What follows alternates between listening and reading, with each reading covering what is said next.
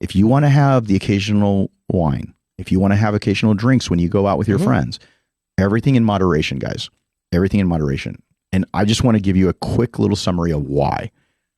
If you go out on a bender, you're going to feel like shit for a couple of days. So if you drink heavily, if you go out and you drink once in a while, again, especially there's a lot of really good antioxidants in red wine, especially over other types of alcohol that can help you.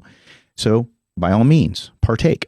But if you are dependent on drinking, you have a problem, seek therapy, seek help, be able to really understand what you're doing. And that doesn't mean that just because you don't go out on benders, you're not an alcoholic. People who do this type of thing most of the time justify their drinking because of their addiction, and they're trying to figure out a way to create a performance angle to it. Yeah. Right. They used to do this with painkillers back in the day. And there might be some out there that are listening to this who either had that situation that they went through 10, 20 years ago. It was very, very, there's people that it was prominent.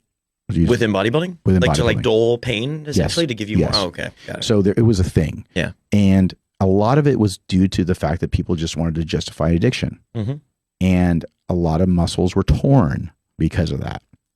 And there was a time when I think the best thing for me to do is bring in some older school bodybuilders that were from the 90s and the early 2000s that can maybe come on the podcast to talk about that. And if anybody wants to share their experience with this, whether it's Nubane, whether it's taking any kind of opiates, they can even talk about it below in the comments on YouTube. But what happens is people start to justify things. And that's why I'm going a little bit deeper with this, because it's not just the alcohol. It could be weed. It could be the ability to go out and pop a couple of Vicodin.